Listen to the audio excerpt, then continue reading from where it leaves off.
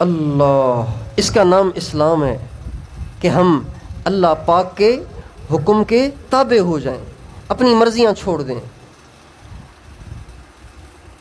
جیسے ہم نماز میں پابند ہوتے ہیں نا، نماز میں اپنی مرضی سے کوئی رکوع نہیں کرتا، اپنی مرضی سے کوئی سجدہ نہیں کرتا۔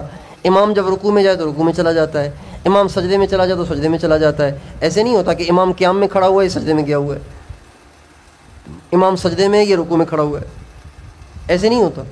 جیسے نماز میں ہم پابند ہیں، پوری زندگی میں ہمیں ایسے پابند ہو، ہمارا ایسے پابند ہونا، اس کا نام اسلام ہے۔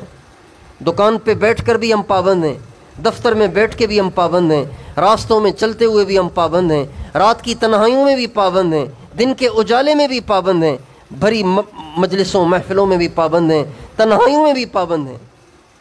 اللہ کا حکم کیا ہے وہ کرنا ہے۔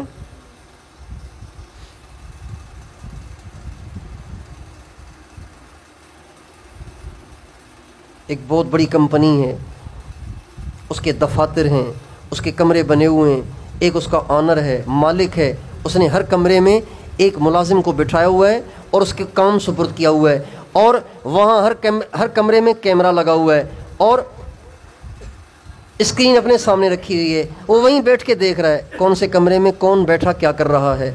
تو بتائیے، جب کمروں میں کیمرے لگے ہوئے ہوں تو سارے ملازم ٹھیک ٹھیک کرتے ہیں کہ نہیں کرتے؟ کیوں؟ اس لیے کہ آنر دیکھ رہا ہے، تنخواہ تو اس نے دینی ہے۔ میرے دوستو، اللہ دیکھ رہا ہے اور اللہ پاک کے پاس ہمیں پیش ہونا ہے، اللہ کے سامنے ایک دن کھڑا ہونا ہے، اللہ پاک ہم سے حساب لے گا۔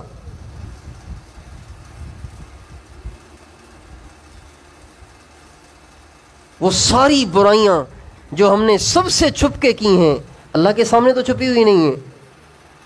ہمارے نبی کا ارشاد ہے، القلوب لک مفضیہ والسر عنده علانیہ، یہ ہمارے نبی کی دعا ہے۔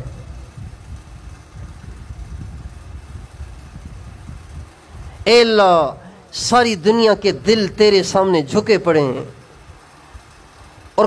اور ہر پوشیدہ بات بھی تیرے لیے عیاں ہے، کھلم کھلا ہے، واضح ہے۔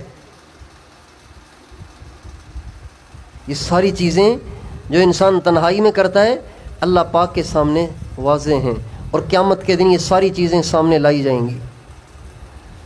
فَمَن يَعْمَلْ مِثْقَالَ ذَرَّةٍ خَيْرًا يَرَهُ وَمَن يَعْمَلْ مِثْقَالَ ذَرَّةٍ شَرًّا يَرَهُ۔ ہر برائی چاہے تھوڑی سی ہو سامنے آئے گی، ہر اچھائی چاہے تھوڑی سی ہو سامنے آ جائے گی۔ ایک مکوڑا پانی میں گر گیا تھا، مرنے لگا تھا، آپ نے انگلی ڈال کے اسے اوپر اٹھایا اور اس کو خشکی پہ بٹھایا، کسی نے نہیں دیکھا، کسی نے واہ واہ نہیں کی، اور آپ نے بھی نہیں سمجھا کہ میں نے کوئی بڑا تیر مار لیا ہے، لیکن اللہ کو اس کا بھی پتہ ہے، اللہ اس کا بھی قیامت کے دن اجر عطا فرمائیں گے۔ اس لیے میں بھی، آپ بھی اس کی نیت کریں، سچے مسلمان بنیں گے، نام کے نہیں، سچے مسلمان بنیں گے، یعنی اپنی ساری مرضیاں چھوڑ کے اللہ اور اس کے نبی کے تابع دار بن جائیں گے۔ تیار ہیں اس کے لیے؟